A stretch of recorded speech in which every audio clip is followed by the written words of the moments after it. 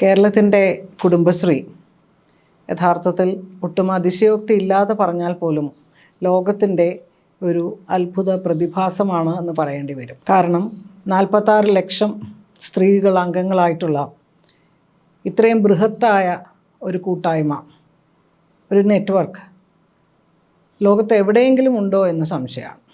തീർച്ചയായും സ്വയം സഹായ സംഘങ്ങൾ ഇന്ന് ലോകത്തിൻ്റെ വിവിധ ഭാഗങ്ങളിലുണ്ട്.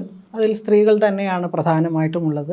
പക്ഷേ ഇത്തരത്തിലുള്ള ഒരു ബൃഹത് പ്രസ്ഥാനം കേരളത്തിൻ്റെ മാത്രം സ്വന്തമായിട്ടുള്ള ഒന്നാണ്.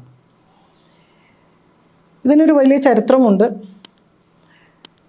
1998 EK നായനാർ മുഖ്യമന്ത്രിയായിരുന്ന സമയത്ത് പ്രധാനമന്ത്രി AB വാജ്പേയി ഉദ്ഘാടനം ചെയ്തുകൊണ്ടാണ് ഇത് ആരംഭിച്ചത്.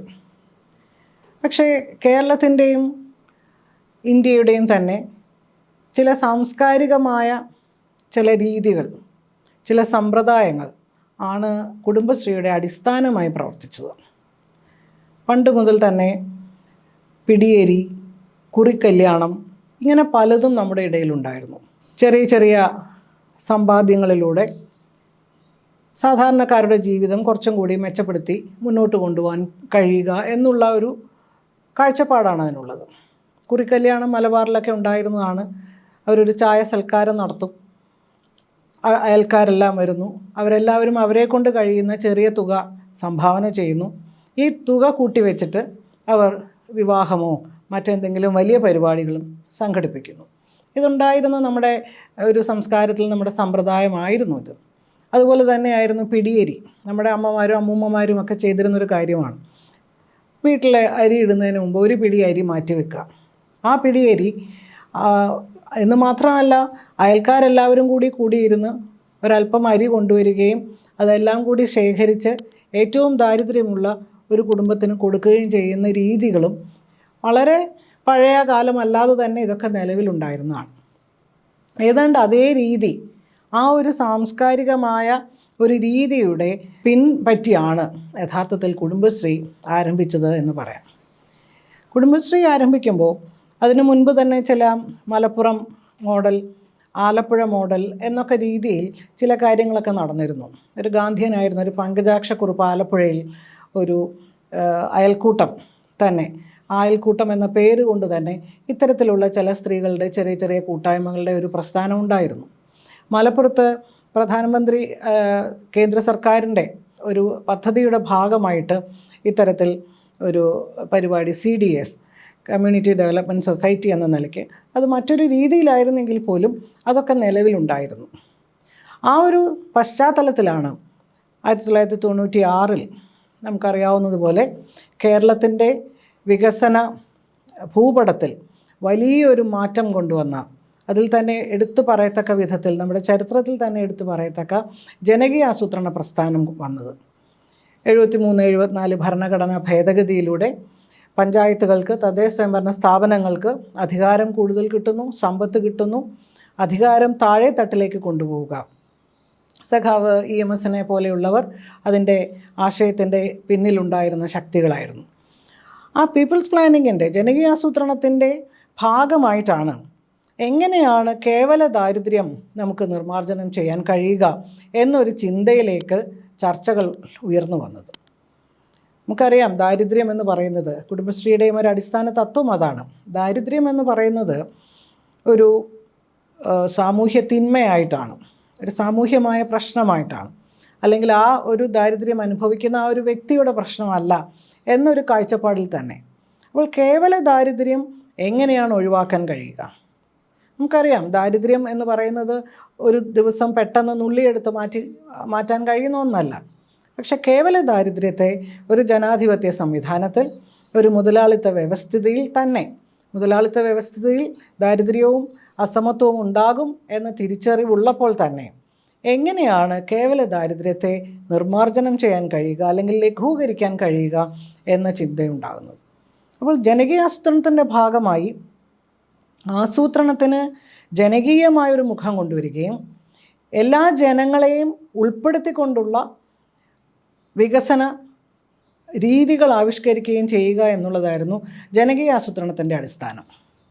അതിന് സ്ത്രീകളും കുട്ടികളും പ്രായമായവരും എന്നൊന്നുമുള്ള വ്യത്യാസമില്ലാതെ ആബാലവൃദ്ധം ജനങ്ങളും ഉൾപ്പെടുന്ന ഒരു സംവിധാനം അന്ന് കൊണ്ടുവന്നു. അതിൻ്റെ ഒരു തുടർച്ചയായിട്ടാണ് എങ്ങനെയാണ് ഈ ദാരിദ്ര്യത്തിന് എന്ന പ്രശ്നത്തെ എങ്ങനെ നേരിടാൻ കഴിയും. അങ്ങനെ അന്ന് ആസൂത്രണ ബോർഡ് അംഗമായിരുന്ന നമ്മുടെ മുൻ ധനമന്ത്രിയായിരുന്ന ധനകാര്യ വിദഗ്ധനായിട്ടുള്ള ഡോക്ടർ തോമസ് ഐസക് ഗ്രാമീണ വികസനത്തിനും ഗ്രാമീണ വികസനത്തിന് പ്രത്യേകിച്ചും വലിയ സംഭാവന നൽകിയിട്ടുള്ള SM വിജയാനന്ദ IAS, നബാർഡിൻ്റെ അധ്യക്ഷനായിരുന്ന ഡോക്ടർ പ്രകാശ് ബക്ഷി, ഈ 3 പേരും കൂടിയുള്ള ഒരു സമിതിക്ക് രൂപം കൊടുത്തു. അന്ന് ശ്രീ പാലോളി മുഹമ്മദ് കുട്ടിയായിരുന്നു തദ്ദേശഭരണ മന്ത്രി, EK നായനായിരുന്നു മുഖ്യമന്ത്രി. അങ്ങനെ ആ സമിതിയാണ് യഥാർത്ഥത്തിൽ ഞാൻ നേരത്തെ സൂചിപ്പിച്ച മലപ്പുറം, ആലപ്പുഴ മോഡലുകൾ, നമ്മുടെ സംസ്കാരത്തിൽ തന്നെ ഉണ്ടായിരുന്ന പഴയ രീതികൾ എങ്ങനെയാണ് സമൂഹം കൂടിച്ചേർന്നുകൊണ്ട് എല്ലാവരും കൂടി ഒരുമിച്ച് നിന്നുകൊണ്ട് എങ്ങനെയാണ് ദാരിദ്ര്യത്തെ നേരിടാൻ കഴിയുക എന്ന തരത്തിലുള്ള ആലോചനയുടെ ഭാഗമായി ഈ സമിതിയാണ് കുടുംബശ്രീ എന്ന് പറയുന്ന ഒരാശയത്തിന് രൂപം നൽകിയത്. അങ്ങനെയാണ് കുടുംബശ്രീ രൂപം കൊള്ളുന്നത് കേരളത്തിൽ. ഈ ദാരിദ്ര്യ നിർമ്മാർജ്ജന മിഷൻ എന്ന് പറയുമ്പോൾ അത് പരിമിതമായ ഒരു കാലഘട്ടത്തിന് വേണ്ടിയാണ്. പലപ്പോഴും മിഷൻ അങ്ങനെയാണ്. അങ്ങനെ 10 വർഷത്തേക്ക് എന്ന ഒരു തരത്തിലാണ് യഥാർത്ഥത്തിൽ ഈ കുടുംബശ്രീയുടെ ആവിർഭാവം. അതിനുശേഷം അവരുണ്ടാക്കിയ ഒരു കരട്, ആ കരട് പിന്നീട് വലിയ ചർച്ചകൾക്ക് വിധേയമാക്കുകയും വളരെ കൃത്യമായ ഒരു രൂപരേഖ കുടുംബശ്രീയെ സംബന്ധിച്ച് ഉണ്ടാക്കിയെടുക്കുകയും ചെയ്തു.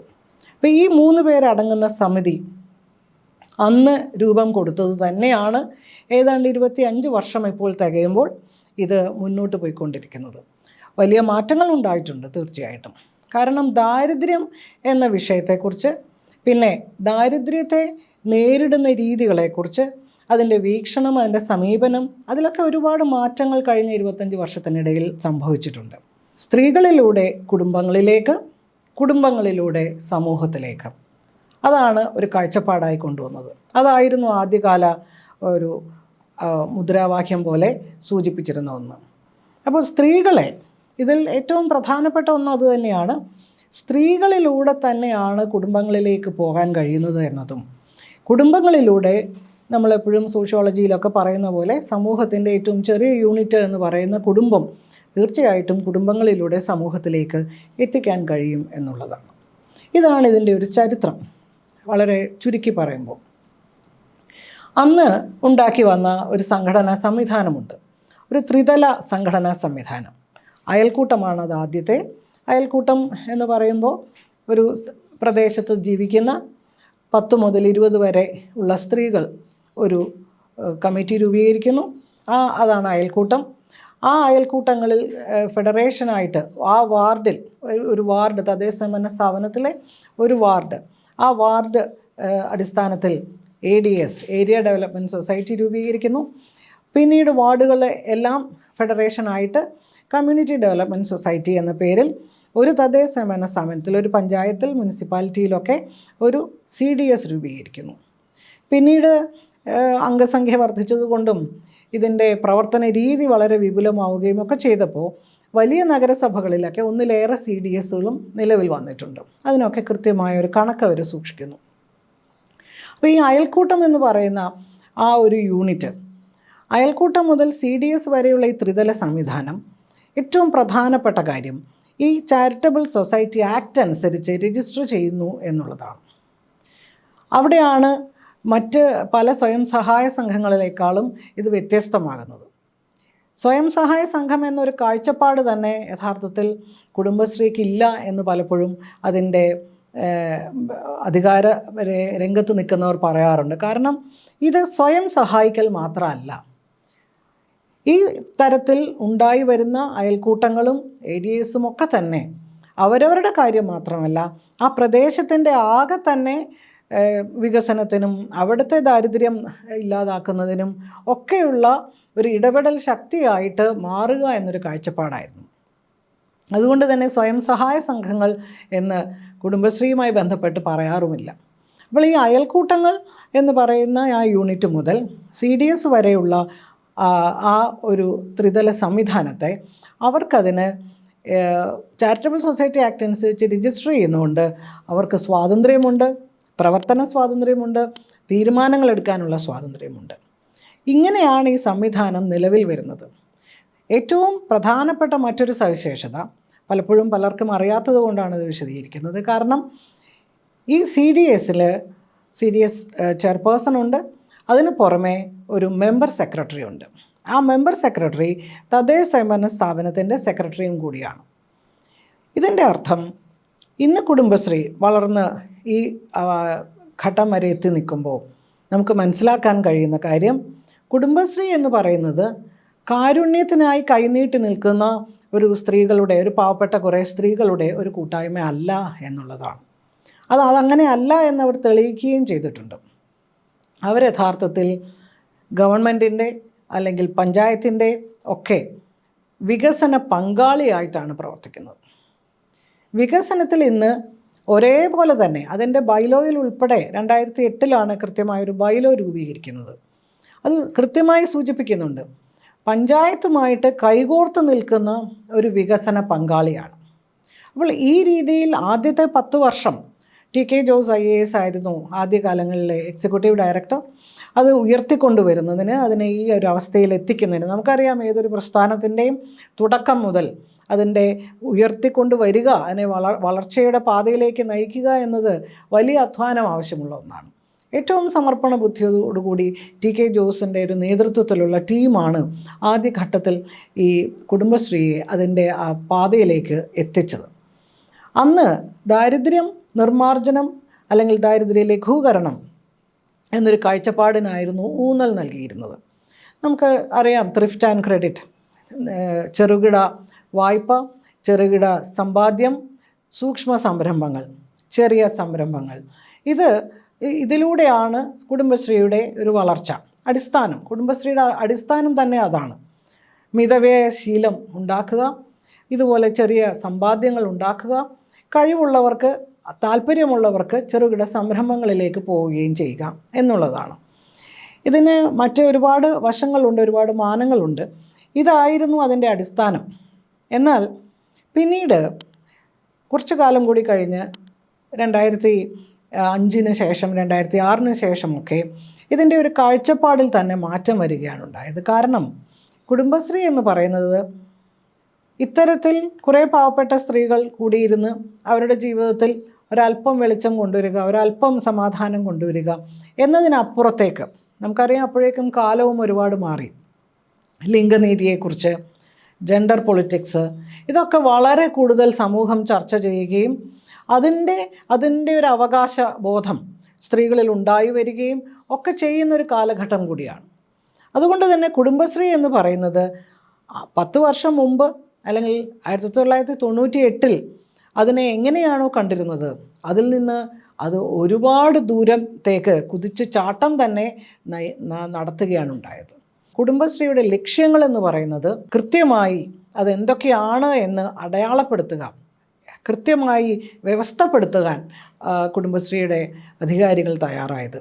അങ്ങനെയാണ് സാമൂഹ്യ ശാക്തീകരണം, സാമ്പത്തിക ശാക്തീകരണം, സ്ത്രീ ശാക്തീകരണം, ഇത് വളരെ കൃത്യമായിട്ട് ഈ 3 കാര്യങ്ങളും ഉൾച്ചേർന്നതാണ് കുടുംബശ്രീ എന്നും കുടുംബശ്രീയുടെ ലക്ഷ്യങ്ങൾ ഈ 3 എന്നും ഉള്ള തരത്തിലേക്ക് ബൈലോ ഉണ്ടായി വന്നപ്പോൾ മുതൽ ആ രീതിയിലേക്ക് കാര്യങ്ങൾ മാറുകയായിരുന്നു. ഇപ്പോൾ പലരും നമ്മൾ കാണാറുള്ള ആ ലോഗോ, 3 പൂക്കൾ വിടർന്നു നിൽക്കുന്നത് പോലെയുള്ളൊരു ലോഗോയാണ് കുടുംബശ്രീക്കുള്ളത്. ആ 3 പൂക്കൾ അതാണ് ലക്ഷ്യമാക്കുന്നത്. ആ പൂക്കളുടെ നിറം സ്ത്രീ വിമോചനത്തിൻ്റെ നിറമാണ്. അതിൻ്റെ തണ്ട് പച്ചയാണ്. അത് കാർഷിക മേഖലയിൽ കുടുംബശ്രീ നടത്തിക്കൊണ്ടിരിക്കുന്ന, അല്ലെങ്കിൽ എപ്പോഴും തന്നെ ഏറ്റവും പ്രധാനമായി അവരുടെ അജണ്ടയിലെ ഏറ്റവും മുഖ്യ ഇനമായി കാണുന്ന കാർഷിക മേഖലയ്ക്ക് കൊടുക്കുന്ന ഊന്നലുമാണ്. ഒരു ഘട്ടം കഴിഞ്ഞപ്പോൾ, അപ്പോൾ 10 വർഷത്തേക്ക് കുറച്ച് സ്ത്രീകൾക്ക് അല്പം അവരുടെ കുടുംബത്തിലെ ദാരിദ്ര്യം അല്പം മാറ്റാൻ വേണ്ടി എന്ന നിലയിൽ തുടങ്ങിയ കുടുംബശ്രീ ഇന്ന് മറ്റൊരു മേഖലയിലേക്ക്, മറ്റൊരു തലത്തിലേക്ക് അത് വളർന്നു എന്നുള്ളതാണ്. അപ്പോൾ ഈ പറയുന്ന 3 മേഖല എന്ന് പറഞ്ഞാൽ നമുക്കറിയാം, കേരളത്തെ സംബന്ധിച്ചിടത്തോളം കേരളത്തിൻ്റെ വികസനത്തിൻ്റെ എല്ലാ മേഖലകളിലും ഇന്ന് കുടുംബശ്രീ ഉണ്ട് എന്നുള്ളതാണ്. കാരണം ഇന്ന് പലരും കുടുംബശ്രീ എന്ന് പറയുമ്പോൾ പലരുടെ മുന്നിലും അത് പലതാണ്. ചിലർക്കത് ഹരിതകർമ്മസേനയാണ്, വേസ്റ്റ് എടുക്കുന്നവരാണ്, മറ്റു ചിലർക്കത് മറ്റെന്തൊക്കെയോ ആണ്. ഇത് പല രീതിയിലാണ്. അതിന് കാരണം ആ കുടുംബശ്രീയുടെ പ്രവർത്തനത്തിൻ്റെ ബാഹുല്യമാണ്, അതിൻ്റെ വൈപുല്യമാണ്. കുടുംബശ്രീ ഇന്ന് കടന്നു ചെന്നിട്ടില്ലാത്ത ഒരു മേഖലയും ഇല്ല എന്ന് തന്നെ പറയേണ്ടി വരും. കാരണം സാന്ത്വനം എന്ന് പറയുന്ന ആരോഗ്യ മേഖലയിലെ പ്രവർത്തനങ്ങളുണ്ട്. മൈക്രോ എൻ്റർപ്രൈസസ്, സൂക്ഷ്മ സംരംഭങ്ങൾ എന്ന് പറയുന്നത് നമ്മളെ അത്ഭുതപ്പെടുത്തുന്നതാണ്. നമുക്കറിയാം, ഏതാണ്ട് 18 വയസ്സ് 20 വയസ്സിനിടയിൽ മാക്സിമം +2 വരെ, ചിലർ ഡിഗ്രി വരെ പഠിച്ചിട്ടുണ്ടാകുന്ന സാധാരണ കുടുംബങ്ങളിലെ സ്ത്രീകൾ വിവാഹം കഴിച്ച് കുട്ടികളുമായി ജീവിക്കുമ്പോൾ ഒരു തൊഴിലെന്നോ ഒരു വരുമാനമെന്നോ ഉള്ള യാതൊരു തരത്തിലുമുള്ള സ്വപ്നം പോലും കാണാൻ ധൈര്യപ്പെടാതിരുന്ന സ്ത്രീകളാണ്. ഈ സ്ത്രീകളാണ് ഇന്ന് അവർ എന്തൊക്കെ തരം പ്രവർത്തനങ്ങളിലാണ് അവർ ഏർപ്പെട്ടുകൊണ്ടിരിക്കുന്നത് എന്നത് നമ്മളെ അത്ഭുതപ്പെടുത്തുന്നത്. അപ്പോൾ ഈ സൂക്ഷ്മ സംരംഭങ്ങൾ എന്ന് പറയുന്ന ചെറുകിട സംരംഭങ്ങൾ, അവർ ചെരുപ്പുണ്ടാക്കുന്നവരുണ്ട്, മേസ്ത്രിമാരായി ജോലി ചെയ്യുന്നവരുണ്ട്, നിർമ്മാണ മേഖലയിൽ തൊഴിലെടുക്കുന്നവരുണ്ട്, IT മേഖലയിൽ തൊഴിലെടുക്കുന്നവരുണ്ട്. ഇങ്ങനെ പല തരത്തിലുള്ള സംരംഭങ്ങളാണ്. അപ്പോൾ ബിസിനസ് മാനേജ്മെൻറ്റോ അല്ലെങ്കിൽ ബിസിനസ്സിൻ്റെ എന്തെങ്കിലുമോ അറിയുകയോ പഠിക്കുകയോ ചെയ്തിട്ടുള്ളവരല്ല ഈ സ്ത്രീകൾ പലരും. പക്ഷെ തീർച്ചയായിട്ടും അതിനാവശ്യമായ ട്രെയിനിങ്, പരിശീലനങ്ങൾ കൊടുക്കുകയും എന്തിലാണോ അവർക്ക് താല്പര്യം, ചിലർക്ക് ആനിമൽ ഹസ്ബൻഡറി ആവാം, ചിലർക്ക് കൃഷിയാകാം, മറ്റു ചിലർക്ക് മറ്റു തരത്തിലുള്ള നിർമ്മാണ മേഖലയാകാം. അപ്പോൾ അത് തിരിച്ചറിഞ്ഞുകൊണ്ട് ഈ സ്ത്രീകളെ ആ മേഖലയിലേക്ക് കൊണ്ടുവരാനും അവർക്ക് ഇത്തരം സൂക്ഷ്മ സംരംഭങ്ങൾ തുടങ്ങാനുമുള്ള എല്ലാ തരത്തിലുമുള്ള പിന്തുണാ സംവിധാനം ഗവൺമെൻറ് കൊടുക്കുന്നു എന്നുള്ളതാണ്. കുടുംബശ്രീക്ക് പ്ലാൻ ഫണ്ടിൽ ബഡ്ജറ്റിൽ ഉൾപ്പെടുത്തുന്ന തുകയ്ക്ക് പുറമേ ഇത്തരത്തിൽ അവർക്ക് പരിശീലനങ്ങൾ കൊടുക്കുവാനും അവരെ മുന്നോട്ട് കൊണ്ടുപോകാനും അതിനാവശ്യമായ ബാങ്ക് ലിങ്കേജിന് അതിനാവശ്യമായിട്ടുള്ള മറ്റു തരത്തിലുള്ള പലതരത്തിലുള്ള സഹായങ്ങൾ ഒക്കെ ചെയ്തുകൊണ്ട് തന്നെയാണ് ഇന്നിപ്പോൾ ഏതാണ്ട് 10,000-കണക്കിന് സ്ത്രീകളാണ് ഇത്തരം സൂക്ഷ്മ സംരംഭങ്ങൾ ഏർപ്പെട്ടിരിക്കുന്നത്. തീർച്ചയായും കുറേ എണ്ണം പരാജയപ്പെടുന്നുണ്ടാകാം, പക്ഷേ വളരെ കൂടുതൽ എടുത്തു പറയത്തക്ക പേരുകൾ ധാരാളമുണ്ട്. ബ്രഹ്മി എന്ന് പറയുന്ന ബ്രഹ്മി ഇല, അതുകൊണ്ട് മാത്രം അതിൻ്റെ ഉൽപ്പന്നങ്ങൾ മാത്രം മാർക്കറ്റ് ചെയ്തുകൊണ്ട് വിറ്റഴിച്ചുകൊണ്ട് വലിയ തോതിൽ വിജയം കൈവരിച്ചവരുണ്ട്. വിജയഗാഥ, അവരുടെ കുടുംബശ്രീ സ്ത്രീകളുടെ സഹോദരിമാരുടെ വിജയഗാഥ എന്ന് പറയുന്നത് എത്ര വോള്യം വേണമെങ്കിലും നമുക്ക് കൊടുക്കാൻ കഴിയുന്നതാണ്. അത്രയേറെ അവർ ആ മേഖലയിൽ നിൽക്കുന്നുണ്ട്. അതുമാത്രമല്ല, മറ്റൊന്നാണ് സാമൂഹ്യ ശാക്തീകരണം എന്നത്. അതും വളരെയേറെ കുടുംബശ്രീ ചെയ്തുകൊണ്ടിരിക്കുന്ന സംഭാവനകൾ എടുത്തു പറയേണ്ടതാണ്. ഏറ്റവും പ്രധാനം അതിൽ ബഡ് സ്കൂളാണ്. ബൗദ്ധിക വെല്ലുവിളികൾ നേരിടുന്ന കുഞ്ഞുങ്ങളുടെ സ്കൂളാണ്. 2004 എന്നാണ് എൻ്റെ ഓർമ്മ. ഇവിടെ വെങ്ങാനൂരിൽ, തിരുവനന്തപുരത്ത് വെങ്ങാനൂരിലാണ് ആദ്യത്തെ ബഡ് സ്കൂൾ തുടങ്ങിയത്. നമുക്ക് ഏതാണ്ട് പഞ്ചായത്തിൽ ശരാശരി 100ഓളം കുഞ്ഞുങ്ങൾ ഇത്തരത്തിൽ ബൗദ്ധിക വെല്ലുവിളികൾ നേരിടുന്നവരായുണ്ട്. അപ്പോൾ സാമ്പത്തികമായി പിന്നോക്കം നിൽക്കുന്ന കുടുംബങ്ങളിൽ ഇത്തരം കുഞ്ഞുങ്ങൾ ജനിക്കുമ്പോൾ അച്ഛനും അമ്മയ്ക്കും തൊഴിലെടുക്കാൻ പോകാൻ പറ്റാത്ത സാഹചര്യം, അവരുടെ ദാരിദ്ര്യം, അവരുടെ സാമ്പത്തികമായ പ്രശ്നങ്ങൾ, മറ്റു തരത്തിലുള്ള പ്രതിസന്ധികളൊക്കെ എത്രയോ ഭീകരമായ രീതിയിലാണ് അവരുടെ ജീവിതം തന്നെ തകർത്ത് കളയുന്ന രീതിയിലാണ്. പല കേസിലും അമ്മമാർ മാത്രമായി അവശേഷിക്കാറുണ്ട്. അച്ഛന്മാർ ഇങ്ങനെ ഒരു കുഞ്ഞുണ്ടായി കഴിയുമ്പോൾ ഉപേക്ഷിച്ച് പോയ എത്രയോ കഥകളുണ്ട്. അപ്പോൾ ഈ അമ്മമാരെ സംബന്ധിച്ചിടത്തോളം ഈ കുഞ്ഞുങ്ങളെ എന്താണ് ചെയ്യേണ്ടത്? അവരെ സ്കൂളിൽ വിടാൻ കഴിയുന്നില്ല, അവരെ നോക്കാൻ കഴിയുന്നില്ല, അവർക്ക് സാമ്പത്തികമായ മറ്റൊരു തരത്തിലൊരാളെ വെച്ച് നോക്കാൻ കഴിയില്ല. അങ്ങനെയാണ് ഈ ബഡ് സ്കൂളുകൾ ഉണ്ടാകുന്നത്. ഇന്ന് കേരളത്തിൽ അങ്ങോളം ഇങ്ങോളം എത്രയോ ബഡ് സ്കൂളുകൾ ഏറ്റവും നല്ല രീതിയിൽ, നമുക്കറിയാം സ്വകാര്യ മേഖലയിലെ ഇത്തരം സ്കൂളുകൾ എന്നൊക്കെ പറയുന്നത് എത്രയോ സാമ്പത്തികമായ ചെലവുള്ള കാര്യമാണ്. പക്ഷേ നാട്ടുമ്പുറങ്ങളിൽ സാധാരണക്കാരായ കുടുംബങ്ങളിലെ കുട്ടികൾക്ക് ഏറ്റവും സുരക്ഷിതമായി അവർക്ക് താമസിക്കുവാനും ജീവിക്കുവാനും പഠിക്കുവാനും ഒക്കെ കഴിയുന്ന ബഡ് സ്കൂളുകൾ ഏറ്റവും പ്രധാനപ്പെട്ട ഒരു ഇടപെടലാണ് കുടുംബശ്രീയുടെ. മറ്റൊന്നാണ് ആശ്രയ പദ്ധതി. അതിൻ്റെ ആദ്യകാലങ്ങളിൽ അത് വളരെ സജീവമായിരുന്നു. പിന്നീട് അതിനൊരു മാറ്റം സംഭവിച്ചിട്ടുണ്ട്. ഈ ആശ്രയ എന്ന് പറയുന്നത് ഏറ്റവും അതീവ ദരിദ്രരായിട്ടുള്ള അതിദരിദ്രരായിട്ടുള്ള വ്യക്തികൾക്ക്, മനുഷ്യർക്ക്, അവർക്ക് ആധാർ കാർഡ് ഉണ്ടാവില്ല, അവർക്ക് റേഷൻ കാർഡ് ഉണ്ടാവില്ല. ഇപ്പോൾ നിലവിലുള്ള ഇടതുപക്ഷ ഗവൺമെൻറ് അത്തരം അതിദരിദ്രരെ കണ്ടെത്തുകയും അതിനാവശ്യമായ ഇടപെടൽ നടത്തുകയും ചെയ്യാൻ ഇപ്പോൾ ആരംഭിച്ചിട്ടുണ്ട്.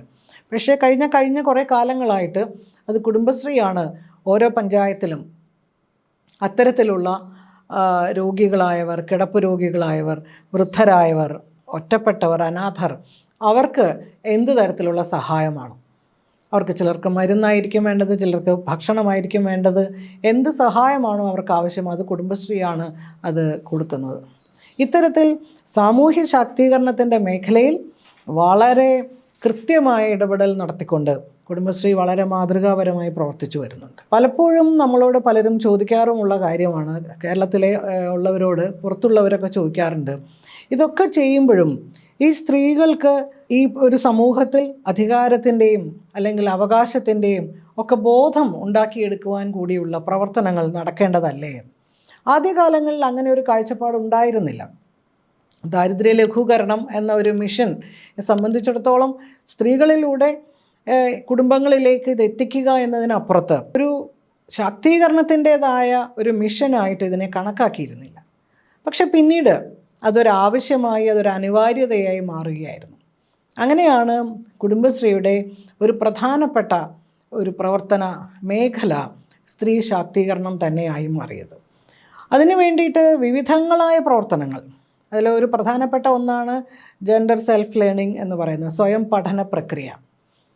സ്വന്തം ജീവിതം, ഒരു സ്ത്രീയുടെ സ്വന്തം ജീവിതം, നമുക്കറിയാം ഒരു പുരുഷാധിപത്യ സമൂഹത്തിൽ ജീവിക്കുന്ന സ്ത്രീയെ സംബന്ധിച്ചിടത്തോളം ആ സ്ത്രീ ഏതെങ്കിലും തരത്തിലുള്ള ചൂഷണത്തിനോ വിവേചനത്തിനോ ഇടയാകുന്നുണ്ടെന്ന് പോലും തിരിച്ചറിയാൻ ബഹുഭൂരിപക്ഷം സ്ത്രീകൾക്കും കഴിയാറില്ല.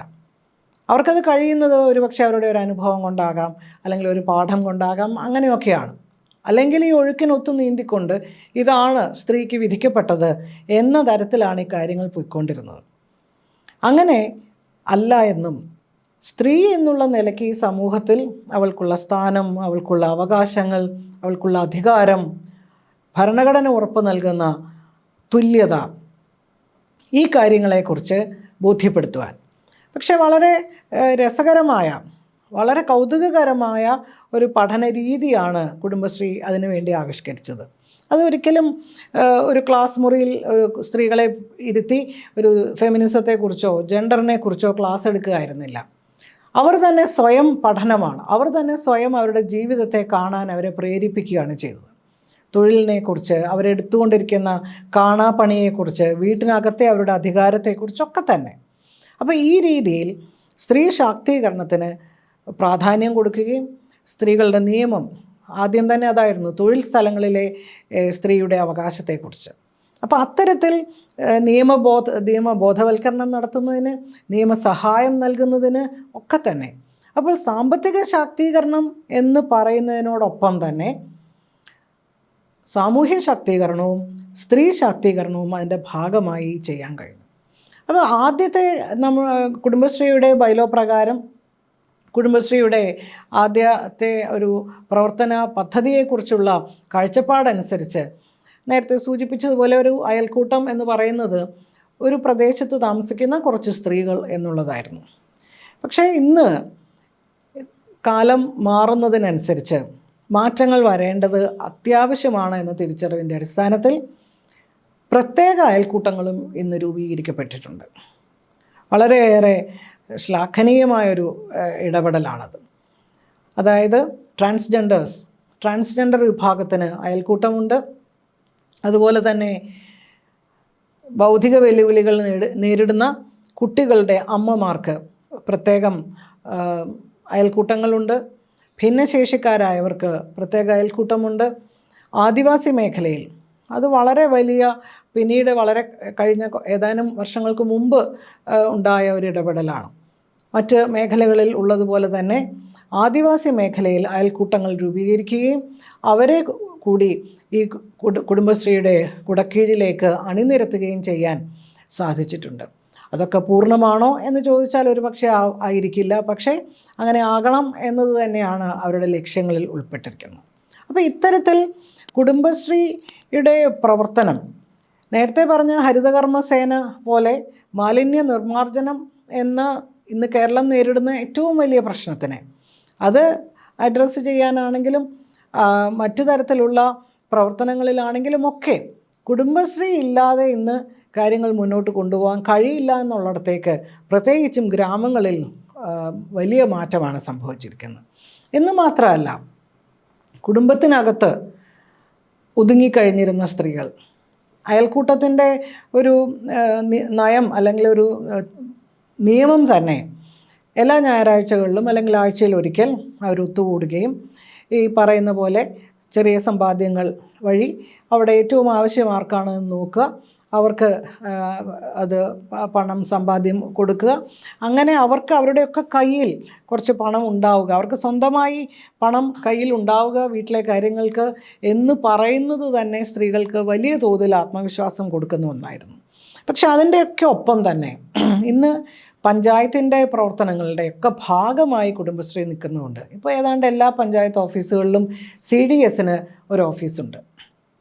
കാരണം അവർ അതിൻ്റെ ഭാഗമാണ്, പഞ്ചായത്തിൻ്റെ ഭാഗമായി അവരുടെ വികസന പ്രവർത്തനങ്ങളുടെ പങ്കാളിയായി അവരുടെ അനിവാര്യമായ ഭാഗമായി നിൽക്കുകയാണ്.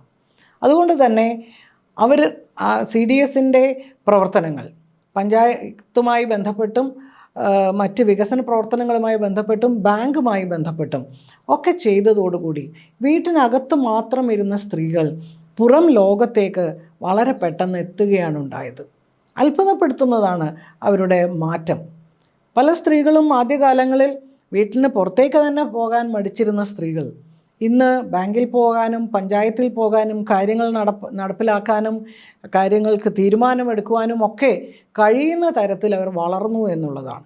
പ്രത്യേകിച്ചും CDS നിലവാരത്തിലുള്ളവർ പലപ്പോഴും പഞ്ചായത്ത് മെമ്പർമാരെക്കാളും സ്വാധീനവും ജനങ്ങളുടെ ഇടയിലേക്ക് ഇറങ്ങിച്ചെല്ലുന്ന ഇവർക്കാണുള്ളത്. ഇന്ന് സ്ത്രീകൾക്ക് 50% സംവരണം തദ്ദേശ സ്വയംഭരണ സ്ഥാപനങ്ങളിൽ ഏർപ്പെടുത്തിയപ്പോൾ കേരളത്തെ സംബന്ധിച്ചിടത്തോളം അവിടെ സ്ഥാനാർത്ഥികളെ കണ്ടെത്തുവാനോ അവിടെ പഞ്ചായത്ത് മെമ്പർമാരായി ആൾക്കാരെ കണ്ടെത്തുവാനോ ഒന്നും ഒരു ബുദ്ധിമുട്ടും ഉണ്ടായില്ല. കാരണം അതിനൊക്കെ അതിനൊക്കെയുള്ള സജ്ജമായിട്ടുള്ള കുടുംബശ്രീ അവിടെ ഉണ്ടായിരുന്നു.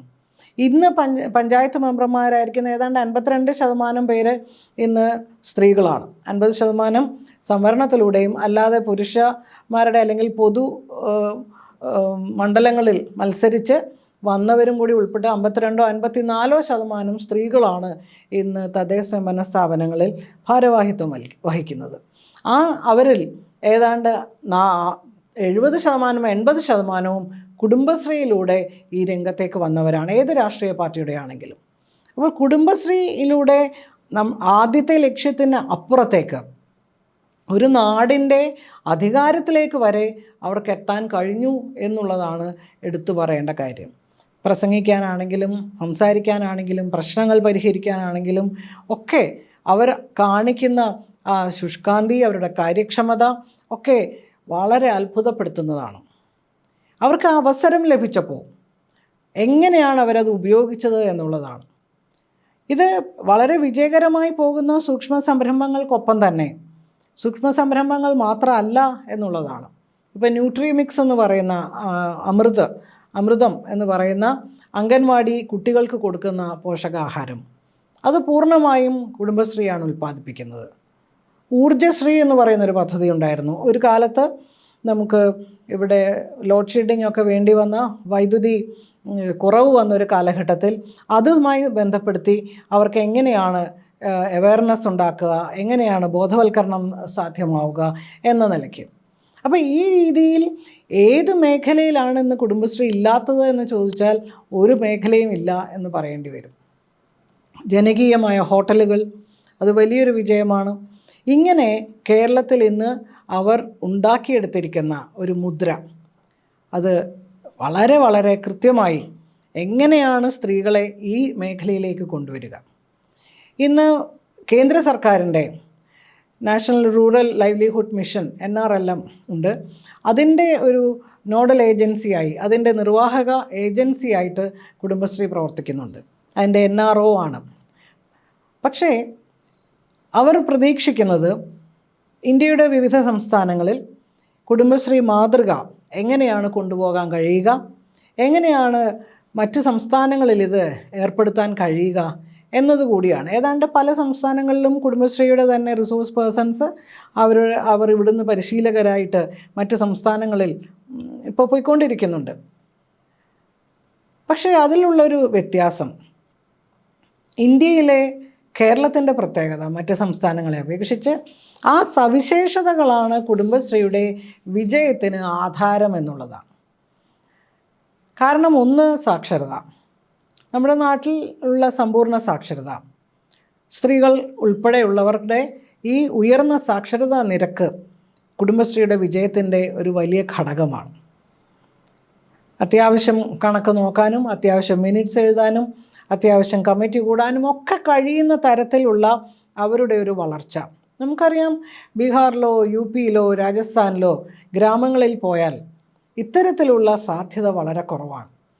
തെലങ്കാനയിലും ആന്ധ്രാപ്രദേശിലും മറ്റും ഇത്തരം സ്വയം സഹായ സംഘങ്ങൾ താരതമ്യേന മെച്ചപ്പെട്ട രീതിയിൽ പ്രവർത്തിച്ചു വരുന്നുണ്ടായിരുന്നു. പക്ഷെ അതൊരിക്കലും നമ്മൾ ഇവിടെ സൂചിപ്പിച്ചതുപോലെ ഗവൺമെൻറ്റിൻ്റെ അല്ലെങ്കിൽ പഞ്ചായത്തിൻ്റെ ഒരു വികസന പങ്കാളി എന്ന നിലയ്ക്കല്ല. അത്തരമൊരു ഇൻ്റർഫേസ് സർക്കാരുമായിട്ട് അത്തരത്തിലുള്ളൊരു ബന്ധം ആ സ്വയം സഹായ സംഘങ്ങൾക്കില്ല. അത് പലപ്പോഴും ഒരു NGOയുടെ രീതിയിലാണ് പ്രവർത്തിക്കുന്നത്. അപ്പോൾ അതിൽ നിന്നും വ്യത്യസ്തമാണ് കേരളം.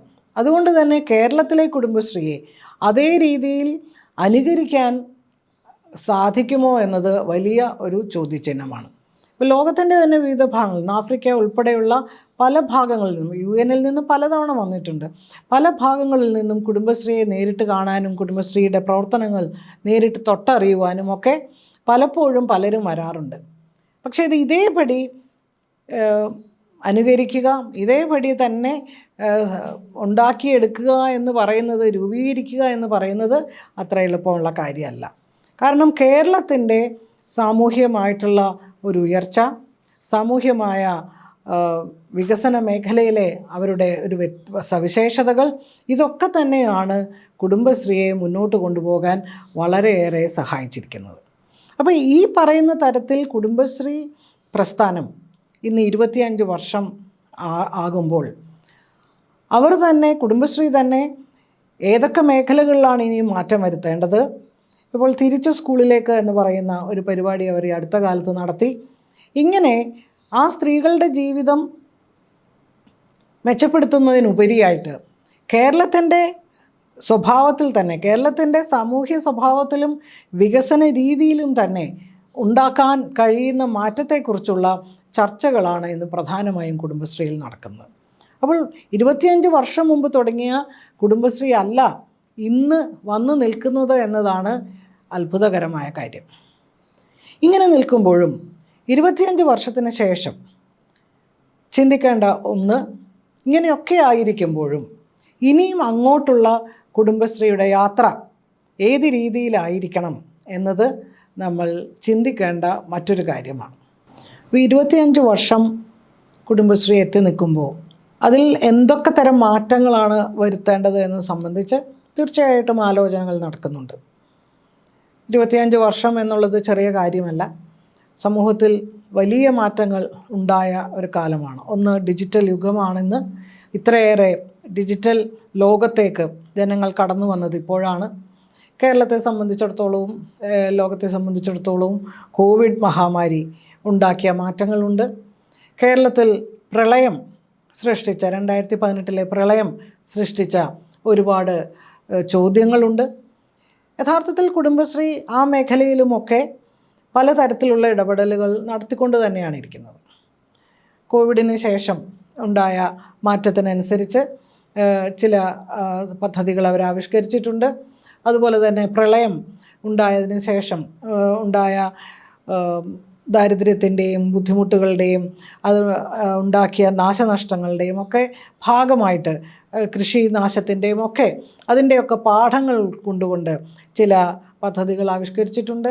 ഏറ്റവും പ്രധാനമായിട്ടുള്ള മറ്റൊന്ന്, ഓക്സിലറി ഗ്രൂപ്പുകൾ എന്ന ഒരു പുതിയ സംവിധാനമാണ്. അതായത് കുടുംബശ്രീയുടെ ആദ്യത്തെ കാഴ്ചപ്പാട് ഒരു വീട്ടിലെ ഒരു സ്ത്രീ അയൽക്കൂട്ടത്തിൽ അംഗമാവുക എന്നുള്ളതാണ്. ഒരു സ്ത്രീക്ക് അയൽക്കൂട്ടത്തിൽ അംഗമാകാൻ കഴിയുകയുള്ളൂ.